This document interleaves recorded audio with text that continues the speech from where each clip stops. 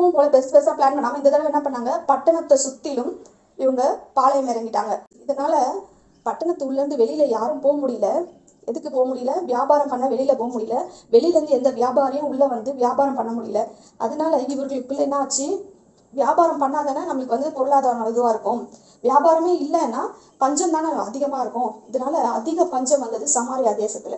இதுக்கு காரணம் யாரு அப்படின்னு யோசிக்கும் போது எலிசா தான். அன்னைக்கு அவங்கள நம்ம மன்னிச்சு விட்டதுனால தானே இன்னைக்கு இவங்க வந்து இப்படி நம்ம சூழ்ந்துட்டு இத்தனை இவ்வளோ பெரிய பஞ்சம் வந்து பிள்ளையே ஆக்கி தின்ற அளவுக்கு பெரிய பஞ்சத்துல கொண்டு வந்து விட்டுட்டான்.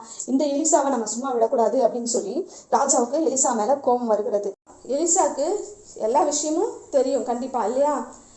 எலிசா என்ன சொல்றாரு பாருங்க, 32ஆம் வசனம். எலிசா தன் வீட்டில் உட்கார்ந்திருந்தான், மூப்பரும் அவனோட உட்கார்ந்திருந்தார்கள். அப்பொழுது ராஜா ஒரு மனுஷனை தனக்கு முன்னே அனுப்பினான். இந்த ஆள் எலிசாவினிடத்துக்கு வரும் முன்னே அவன் அந்த மூப்பரை நோக்கி, என் தலையை வாங்க அந்த கொலைபாதகனுடைய மகன் ஆள் அனுப்பினான். பார்த்தீர்களா? அந்த ஆள் வரும்போது நீங்கள் அவனை உள்ளே வரவிட்டாமல் கதவை பூட்டி போடுங்கள். அவனுக்கு பின்னாக அவன் ஆண்டவனுடைய காலின் சத்தம் கேட்கிறது அல்லவா என்றான். ராஜா யாரை அனுப்புறாரு? ஒரு ஆளை அனுப்புறாரு எலிசாவை பார்க்கறதுக்கு. அவன் வரும்போதே இவனுக்கு தெரிஞ்சிருச்சு, நம்மளை கொல்றதுக்கு தான் வந்தாங்கன்னு எலிசாவுக்கு தெரிஞ்சிருச்சு. கொலை பாதகன் வருகிறான், அதனால என்ன பண்ணுங்க, கதவை பூட்டி போடுங்க, அவன் உள்ளே வரக்கூடாது, அதனால கதவை பூட்டி போடுங்கன்னு சொல்லி மூப்பர்களுக்கெல்லாம் சொல்கிறான். கதவை பூட்டி போட்டோடனே இப்போ வெளியிலேருந்து கத்துறாங்க. அதுக்கு இவங்க வெளியிலேருந்து என்ன சொல்கிறான்? 33ஆம் வசனம். அவர்களோட அவன் பேசி கொண்டிருக்கையில் அந்த ஆள் அவனிடத்தில் வந்து, இதோ இந்த பொல்லாப்பு கர்த்தரால் உண்டானது, நான் இனி கர்த்தருக்காக காத்திருக்க வேண்டியது என்ன என்று ராஜா சொல்லுகிறார் என்றான். இந்த பொல்லாப்பு யாரால வந்ததுன்னு சொல்றான்? கர்த்தரால வந்தது. இந்த பஞ்சமும் பட்டினியும் பசி கொடுமையும் கர்த்தரால் வந்தது. இந்த பொல்லாப்பு கர்த்தரால் உண்டானது, நாம் இனி கர்த்தருக்காக காத்திருக்க வேண்டியது என்ன? இவ்வளோ 7 வருஷம் நம்ம கர்த்தருக்காக காத்திருந்தோம், இனியும் கர்த்தர் வந்து உதவி செய்வார்னு நீ நம்புறியா? கர்த்தருக்காக இனிமேல் நம்ம எதுக்கு காத்திருக்கணும்? சீரிய இராணுவத்தோடு போயிட்டு நம்ம சண்டை போடணும், இல்லாட்டி அவங்ககிட்ட போயிட்டு மண்டியிடணும். ரெண்டில் எதுனா ஒன்று தான் நடக்கும் இல்லையா? இவ்வளோ நாள் கர்த்தர் ரட்சிப்பாருன்னு நம்ம காத்திருந்தது போதும். இனிமேல் நம்மளால் காத்துக்கிட்டு இருக்க முடியாது. இனிமேல் கர்த்தர் ரட்சிப்பாரா நமக்கு தெரியல அப்படின்னு சொல்லி ராஜா கடைசியாக ஒரு முடிவுக்கு என்ன வந்துட்டான்? கர்த்தர் கையால் இனிமேல் நமக்கு ரட்சிப்பு கிடையாது, கர்த்தருக்காக காத்திருக்கிறதே வேஸ்ட்டு அப்படின்றது போல் ஒரு முடிவுக்கு வந்துட்டான். பாருங்கள், நாம் கூட பல காலம் ஏதோ ஒரு சில காரியத்துக்காக காத்திருந்திருப்போம். இப்போ நடந்துரும், இன்னைக்கு நடந்துரும், நாளைக்கு நடந்துரும் அப்படின்னு சொல்லி ரொம்ப காலமாக ஒரு காரியத்துக்காக கர்த்தர் சொல்லியிருப்பார் இது நடக்கும்னு, கர்த்தர் ரட்சிப்பார், கர்த்தருக்காக காத்திருப்போம். ஆனால் ரொம்ப காலம் காத்திருந்து என்ன ஆகுது? நம்ம சோர்ந்து போகிறோம். போடா, இவ்வளோ நாள் ஒன்றும் நடக்கலை, இனிமேலாம் இது நடந்துட போகுது, கர்த்தருக்கு காத்திருந்தது போதும், நம்ம எதனா ஒரு ஸ்டெப் எடுப்போம் அப்படின்னு சொல்லி நீங்கள் அந்த மாதிரி உங்களுடைய காத்திருப்பில் சோர்வு கண்டீங்கன்னா நிச்சயமாக சோர்ந்து போகாதீங்க. கர்த்தர் செய்வார் என்று விசுவாசித்து இன்னும் அதே பொறுமையோடு காத்திருங்க. இனி நாம் எதுக்கு காத்திருக்க வேண்டும்? நாமளே ஒரு முடிவை எடுப்போம்னு சொல்லி எடுக்காதீங்க. உங்கள் பிரச்சனை கர்த்தரால் முடிவுக்கு வரும் நேரம் வரப்போகிறது. கர்த்தரால் முடிவுக்கு வருகிற நேரமாய் பார்த்து உங்கள் இருதயத்தை குழப்புவான். யாரு? பிசாசானவன் என்ன பண்ணுவான்? இது கர்த்தரால் உங்களுக்கு முடிவுக்கு வர வேண்டிய இந்த பிரச்சனையை முடிகிற நேரத்தில் பிசாசானவன் இதுக்கு மேலே உனக்கு ரட்சிப்பே கிடையாதுன்னு சொல்லி உங்கள் இருதயத்தை குழப்புவான். ஆனால் நீங்கள் என்ன பண்ணக்கூடாது? இத்தனை வருடம் கர்த்தருக்காக காத்திருந்தேன், இனிமேலும் கர்த்தருக்காகவே காத்திருப்பேன்னு நீங்கள் ஒரு வார்த்தை சொன்னீங்கன்னா பிசாசானவன் ஓடி போவான். ஏன்னா இத்தனை ஆண்டு காலம் நீங்கள் கர்த்தருக்காக காத்திருந்தது வீணாய் போகாது.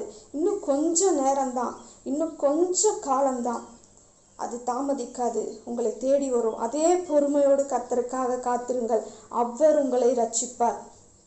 இங்கே கூட எலிசா என்ன சொல்கிறாரு? அடுத்த வசனம் கவனிங்க, 7ஆம் அதிகாரம் 1ஆம் வசனம். அப்பொழுது எலிசா, கர்த்தருடைய வார்த்தையை கேளுங்கள், நாளைக்கு இந்நேரத்திலே சமாரியாவின் வாசலில் 1 மரக்கால் கோதுமை மா 1 சேக்கலுக்கும் 2 மரக்கால் வாறு கோதுமை 1 சேக்கலுக்கும் விற்கப்படும் என்று கர்த்தர் சொல்லுகிறார் என்றான்.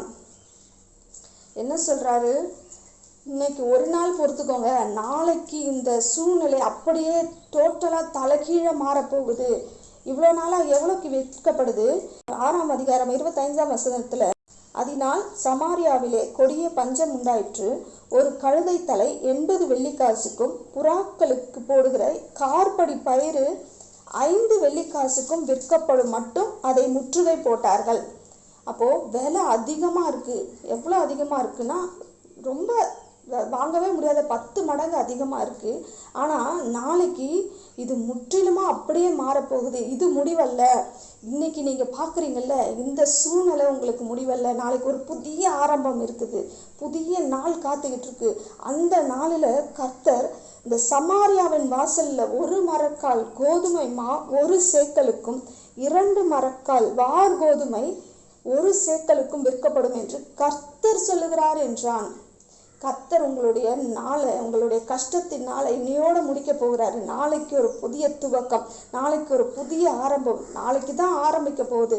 இதெல்லாம் கஷ்டத்தெல்லாம் மறந்துடுங்க அப்படின்னு சொல்லி எலிசா சொல்லும்போது, ஒருத்தர் சொல்கிறான் 2வது வசனத்தில், அப்பொழுது ராஜாவுக்கு கைலாகு கொடுக்கிற பிரதானி ஒருவன் தேவனுடைய மனுஷனுக்கு பிரதியுத்தரமாக, இதோ கர்த்தர் வானத்திலே மதகுகளை உண்டாக்கினாலும் இப்படி நடக்குமா என்றான். அதற்கு அவன், உன்னுடைய கண்களினாலே அதை காண்பாய், ஆனாலும் அதிலே சாப்பிட மாட்டாய் என்றான். இவ்வளோ விசுவாசத்தோட எலிசா கர்த்தர் சொல்றாருன்னு சொல்றான். ஆனா ராஜாவுக்கு கைலாகு கொடுக்கிற பிரதானி என்ன சொல்றான், கர்த்தர் மதகுகளை திறந்தாலும் இப்படிப்பட்ட ஒரு அதிசயம் நடக்குமா, இப்படிப்பட்ட காரியங்கள் நடக்குமா அப்படின்னு கேட்குறான். சந்தேகத்தோடு கேட்குறான், கிண்டலாக கேட்குறான். அதனால எலிசா என்ன சொல்கிறாரு, நடக்கும், ஆனால் அதை நீ நாளைக்கு கண்டிப்பாக பார்ப்ப. நாளைக்கு என்ன நடக்க போகுதுன்றதை நீ கண்டிப்பாக பார்ப்ப. ஆனால் அதில் நீ சாப்பிட மாட்டாய். அதில் ஒரு கைப்பிடி அளவு கூட நீ சாப்பிட மாட்ட. ஆனால் நீ அதை பார்ப்ப, நடக்க போகிற அதிசயத்தை நீ பார்ப்ப அப்படின்னு சொல்லி எலிசா சொல்கிறாரு. இந்த இடத்துல ஒரு காத்திருப்பு, 7 வருடமான காத்திருப்பு அவர்களுக்கு உடலுக்கு இளைப்பை தரும்னு சொல்லுவாங்கல்ல. அதிகமான காத்திருப்பு உடலுக்கு இளைப்பை தரும். அதுபோல் இவர்களுக்கு இளைப்பை தந்துவிட்டது. ஏன்னா பிள்ளையே ஆக்கி தின்ற அளவுக்கு ஒரு கொடிய பஞ்சம் உண்டானதுனால ராஜா இந்த இடத்துல இருதயம் நொறுங்கி போனான். இப்படி யோசேப்பு கூட 13 ஆண்டு காலம் சிறைவாசத்தில் இருந்தான். தனிமைப்படுத்தப்பட்டான், அடிமைப்படுத்தப்பட்டிருந்தான். அவன் 13 ஆண்டு காலம் காத்திருந்தான் சிறையிருப்பில். இதுதான் முடிவு அப்படின்னு சொல்லி அவன் நினைக்கல. கர்த்தர் எனக்காக ஒரு ஆரம்பத்தை வச்சிருக்கிறாருன்னு அவன் விசுவாசித்தான். கர்த்தர் அவனை ஒரு ஆரம்பம் வச்சிருக்கிறாருன்னு அவன் விசுவாசிக்கும் போதுதான் அந்த சிறையிருப்பு அவனுக்கு மாற்றப்படுகிறது. ஒரே ராத்திரியில அவனுடைய சிறையிருப்பு மாற்றப்படுகிறது. எப்படி அந்த சொப்பனம் அந்த ராஜாவுக்கு வந்ததுனால அடுத்த நாள் அந்த சொப்பனத்தை கேட்கும்படியா, அந்த சொப்பனத்துக்கு விளக்கம் கேட்கும்படியா யோசேப்பு அங்கிருந்து அவசரமாக அழைத்து கொண்டு போய், இது இன்னைக்கு வரைக்கும் சிறையிருப்பில் இருந்த, அடிமைத்தனத்தில் இருந்த, அழுக்கோடும் கந்தையோடும் இருந்த அந்த யோசேப்பு, சங்கிலியோடு இருந்த அந்த யோசேப்பை அடுத்த நாள் சங்கிலிலாம் இல்லை, ட்ரெஸ் எல்லாம் நல்ல ட்ரெஸ் போட்டு ஷேவ்லாம் பண்ணி நீட்டாக குளிக்க வச்சு அழகாக கூப்பிட்டு போய் அதிபதி முன்னாடி, பார்வோன் முன்னாடி நிறுத்துறாங்க. அந்த சொப்பனத்துக்கு விளக்கம் சொன்ன உடனே அவனை கொஞ்ச நேரத்திலேயே, அன்னைக்கு எவ்வளோ பெரிய அற்புதம் நடந்தது. அது வரைக்கும் சிறையிருப்பில் இருந்தவன் அடுத்த நாள் அதிபதியாக பதவி உயர்வு அவன் பெற்றுக்கொண்டான். எதனால? கர்த்தருக்கு காத்திருந்ததுனால. இந்த சிறையிருப்பு தான் என்னோட முடிவுன்னு அவன் நினைக்காம சிறையிருப்பிலேயே கர்த்தரை நோக்கி காத்திருந்தான் பாருங்க. அதனால கர்த்தர் அவனுடைய வாழ்க்கையை மாற்றி ஒரு புதிய துவக்கத்தை அவனுடைய வாழ்க்கையில ஏற்படுத்தினார். இதுவரைக்கும் நீ வாழ்ந்ததெல்லாம் வாழ்க்கை இல்லை, இனிமே நீ வாழ போற பத்தியா, அதுதான் வாழ்க்கைன்னு கர்த்தர் அவனுக்கு ஒரு புதிய வாழ்க்கையை கொடுத்தார், புதிய ஆரம்பத்தை கொடுத்தார். இது வரைக்கும் வாழ்ந்தது வாழ்க்கை இல்லை, இப்போதான் ஆரம்பமே, உன்னுடைய வாழ்க்கை இப்போதான் ஆரம்பமே அப்படின்னு சொல்லி யோசேப்புக்கு ஒரு நல்ல வாழ்க்கையை கர்த்தர் கொடுத்தார். இன்றைக்கு உங்களுடைய எல்லா பிரச்சனைக்கும் இன்று கடைசி நாளாக இருக்கலாம். நீங்கள் நினச்சிட்டு இருக்கலாம், ஐயோ இது முடிவுக்கே வராது போல அப்படின்னு சொல்லிட்டு. இல்லை, இன்றைக்கு அது கடைசி நாளாக இருக்க போகிறது. உங்களுடைய பிரச்சனை எப்படிப்பட்ட பிரச்சனையாக இருந்தாலும் அதுக்கு இன்றைக்கு கடைசி நாளாக இருக்கிறது. இன்னைக்கு ஒரு நைட்டு பொறுத்துக்கோங்க. இவ்வளோ நாள் பொறுத்துக்கிட்டீங்க, இன்னைக்கு ஒரு நைட்டு வெயிட் பண்ணுங்க. இவ்வளோ நாள் காத்திருந்த காத்திருப்புக்கெல்லாம் ஒரு பதில் கிடைக்க போகிறது. அதே போல் காத்திருங்க. இன்னைக்கு ஒரு நைட்டு காத்திருங்க. நாளைக்கு காலையில் உங்களுடைய எல்லா பிரச்சனைக்கும் ஒரு புதிய ஒரு முடிவு வந்து ஒரு புதிய ஆரம்பம் நாளைக்கு காத்திருக்கிறது. அந்த புதிய ஆரம்பத்துக்காய் நீங்கள் நோக்கி பாருங்கள். கர்த்தரை ஸ்தோத்தரியுங்கள். கர்த்தர் இதுவரைக்கும் உங்களை ஒரு பாதையில நடத்தி வந்திருக்கலாம். கஷ்டத்தின் பாதையில வந்திருக்கலாம், அழுகையின் பாதையில, கண்ணீரின் பாதையில, கசப்பின் பாதையில நீங்கள் நடந்து வந்திருக்கலாம். அதுக்கு இன்னைக்கு ராத்திரியோட ஒரு முடிவு வரப்போகிறது. நாளையிலிருந்து அது ஒரு புதிய ஆரம்பமாய் புதிய வாழ்க்கைக்குள்ள போக போகிறார்கள். இப்போதுதான் ஆரம்பம், இப்போதான் ஆரம்பம். உங்க வாழ்க்கை இப்போதான் ஆரம்பம்.